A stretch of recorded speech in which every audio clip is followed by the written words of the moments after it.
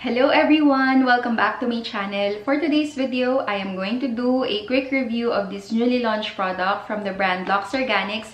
At ito yung Ultimate Defense Tinted Sunscreen nila. So kung gusto nyong malaman kung ano yung thoughts ko for this product, just keep on watching. Pangalawang beses ko nang i-film tong aking review. Alam ko na yung final thoughts and verdict ko for this product. Kanina kasi habang tinatransfer ko yung file sa aking phone, na-corrupt yung ibang videos and hindi ko na ma-retrieve. Good thing dun sa aking wear test, meron pa akong onting clips na naisalba. At later, isisingit ko na lang yun dito para at least makita nyo kung ano yung itsura niya sa aking skin up to 4 hours.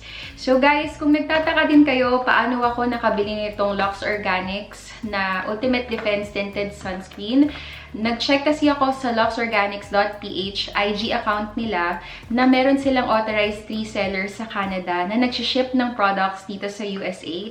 So kung viewer ko kayo or subscriber na interested sa mga LUXE ORGANIX products, i-check nyo yung luxeorganix.ca and ilalagay ko din yung Facebook account and Instagram account nila dun sa description box down below. So kung interested kayo, i-check nyo na lang sa baba. Before the application and blending process, let's talk about first the packaging. So, nung na-receive ko siya guys, nakalagay siya sa ganitong box packaging. Ito yung pinaka-outer packaging niya. And kung makita nyo, nakalagay dito yung LUXE ORGANIX na brand. Ultimate Defense Tinted Sunscreen with SPF 50 PA+++. It says here it contains galactomyces, ferment filtrate, and vitamin C. Yung shade na nakuha ko is natural. And it says here, lightweight, smooth finish, no white cast, alcohol-free, and paraben-free. And this one contains 50 ml of product and made in Korea. So, dito sa side naman na to guys, nakalagay yung kanilang claims and benefits, yung kanilang ingredients. So, basahin ko na lang din sa inyo guys kung ano yung nakalagay dito. LUXE ORGANIX Ultimate Defense Tinted Sunscreen SPF 50 PA+++ provides UVA and UVB protection that defends skin from harmful rays that causes aging and skin pigmentation while also giving enough coverage to hide uneven skin tone. It also contains additional benefits of antioxidants like galactomyces, ferment filtrate, and vitamin C to keep skin hydrated and radiant all throughout the day. So guys, wala din pala dito sa packaging or box packaging yung nakalagay kung hanggang kailan siya pwedeng gamitin upon opening and yung expiration date nila. They have 3 shades available which is si fair, natural, and warm. And ganito yung itsura mismo ng packaging. Kulay white yung mismong tube niya and then ito naman yung cap, para siyang pearlescent pink yung color. And guys, kung ano yung nakalagay sa box, front and back, ganun din yung nakalagay dito sa mismong container niya. Remember guys, kanina nabanggit ko na walang expiration date nakalagay mismo dun sa box packaging niya. Pero dito sa mismong tube niya, nakalagay dito sa taas na ma-expire siya sa May 5, 2022. So yung shelf life niya ay 2 years. Pero upon opening, wala siyang nakalagay dito. So, I assume siguro mga 12 months upon opening to before ma-expire. Naku-curious ako, ano nga ba yung galactomyces ferment filtrate? Nabasa ko kanina dun sa research ko na yung galactomyces ferment filtrate, usually ini-incorporate ng mga Korean brands to sa kanilang skincare and makeup products. So this one will help you to brighten up your complexion, yung inyong dull skin, and it will also help you to revitalize your skin para mas mukha siyang healthy looking. Also, this is good for sensitive skin and meron siyang moisturizing and antioxidant properties or agent which can help na ma-hydrate yung skin natin and ma-fight yung signs of aging. So, meron siyang anti-aging properties din. So, guys, dito sa right side of my face, I am going to use a damp sponge. Dito naman sa left side of my face ay ang aking clean fingertips. And dito sa aking forehead ay foundation brush. If you're going to open this, guys, kailangan mo siyang i-twist. And ganito pala yung itsura nung mismong dispenser. Squeezy tube siya. And ganito yung itsura nung natural. So, ganyan yung color niya, guys. And that's what you can see, yung consistency niya ay liquidy or runny. So, malabnaw siya for short. And kung i-blend mo siya sa skin, ganito yung itsura nung shade niya. Swatch ko siya dito sa aking lower cheek part para makita nyo kung ano yung itsura niya mismo sa aking skin tone, kung magmamatch ba siya.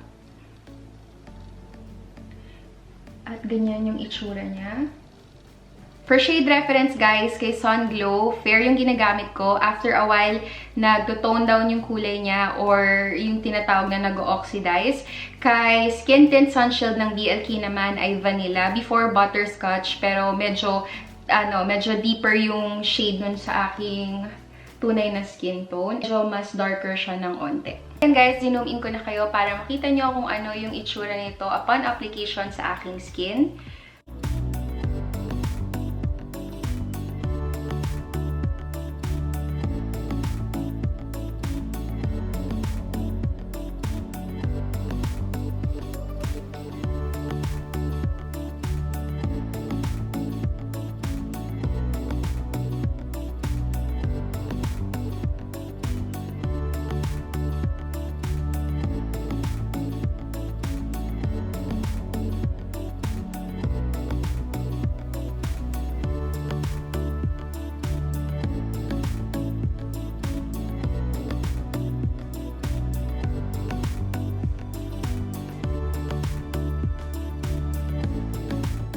Done with the application and blending process. Before ako mag-proceed sa pag-makeup, gusto ko lang sabihin sa inyo guys yung initial thoughts ko about it. So again, dito sa right side of my face, ang ginamit ko ay si damp sponge.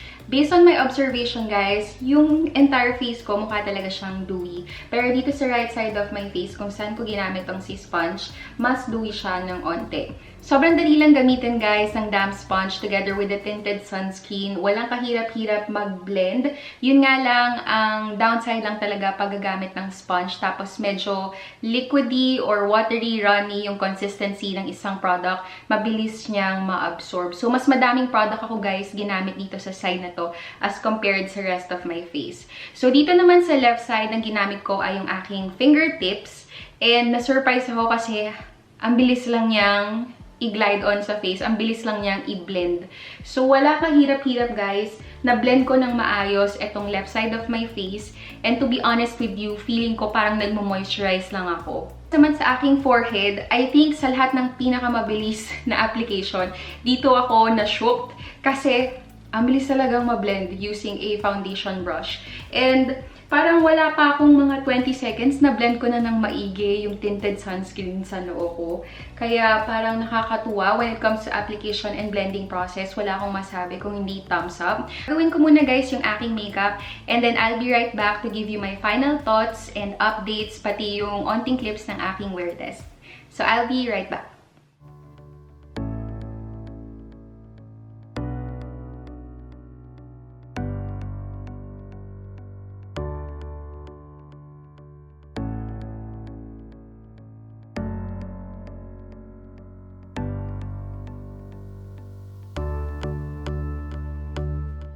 Now, let's talk about the pros and the cons of this tinted sunscreen. So, umpisahan ko muna sa pros, guys. When it comes sa kanyang application, sobrang bilis lang niyang i-blend using a damp sponge, a foundation brush, and fingertips. Para sa akin, guys, yung prefer ko sa paggamit nito, fingertips, yung sa pag-blend, and then siya papasadahan ng sponge para ma-blend ng maigi. Bakit fingertips? Kasi guys, kapag fingertips yung gagamitin nyo, tapos tinted sunscreen, you wanted to spread the product talaga sa entire face nyo para talagang ma-protectionan siya ng sunscreen. Yun lang naman yung para sa akin. And another thing na nagustuhan ko sa kanya is that using my fingertips, sobrang bilis niyang i-blend. As in, na-shock nga ako kasi hindi ako fan sa paggamit ng fingertip and ng brush. Pero with this tools and even fingertips, thumbs up ako sa kanya. Ang bilis lang niyang i-blend sa skin. Walang kahirap-hirap. It looks seamless. Walang sticky marks sa paggamit ng foundation brush. And it looks very good on my skin. Another pro sa kanya ay yung kanyang coverage. It gives me a medium to medium high coverage with 2 applications of the tinted sunscreen. You can also share it out. And ako kasi guys, mas gusto ko meron talagang coverage yung ginagamit kong base makeup kasi gusto ko talagang ma-cover up yung aking imperfections and also yung mga redness and yung hyperpigmentation ko. And with this tinted sunscreen, na-cover up niya yun. So, okay na okay sa akin yung finish niya na pagka-dewy. Hindi siya yung dewy na OA na parang glass skin, but I can say para siyang healthy looking skin yung pagka-dewy niya sa aking face. When it comes naman sa kanyang scent, hindi siya nakaka-bother, hindi siya nakaka-overwhelm. Saktong-sakto lang siya. Upon application, pag na-blend nyo na, after a while, nag-fade na yung scent. So, okay din sa akin yun.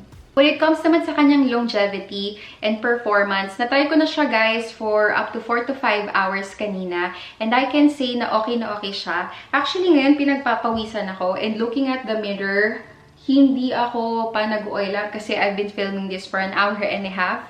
Medyo nagkataw kanina kasi bumaba ako. Pero I can say na okay sa aking dry skin yung itsura niya until now and kanina. Siguro kung may oily skin kayo, it is better for you to set your face with a loose setting powder. Ako nakitang parang nagka-crack yung aking makeup, hindi siya mukhang cakey, and it still looks okay. Ito naman tayo sa cons. First is yung shade range na meron sila. They only have 3 shades available as of the moment, which is yung fair, natural, and warm. Para sa akin guys, dun sa mga nakita kong swatches and yung ginamit kong natural, which is usually light to fair yung ginagamit ko. Pero hindi ako sobrang puti guys ha. Saktong puti lang. Morena to tan or deeper skin tones, for sure mahirapan silang makahanap ng shade dun sa shade range na meron si LUXE Organix. Kasi parang puro light to medium lang yung kinikater nilang shade range. So, hopefully, mag-release pa sila ng mga panibagong shades soon.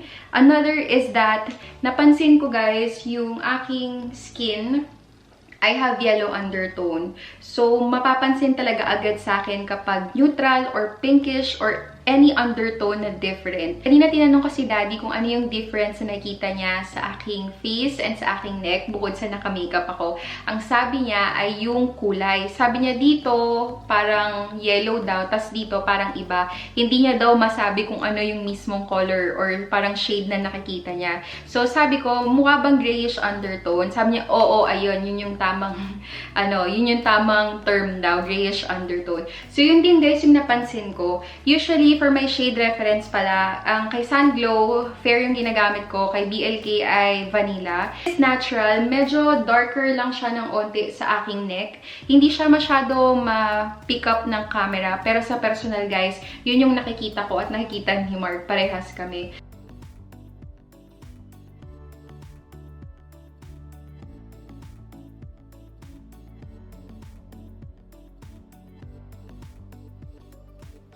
Other thing na hindi ko nagustuhan lang sa kanya ay yung kanyang mismong dispenser. Ayan. Dahil squeezy tube siya, may possibility na mag-leak yung product kapag hindi nyo nasara to ng maigi. Kunyari, nagmamadali kayo, nilagay nyo sa inyong makeup bag nang hindi sinasadya, tas napite.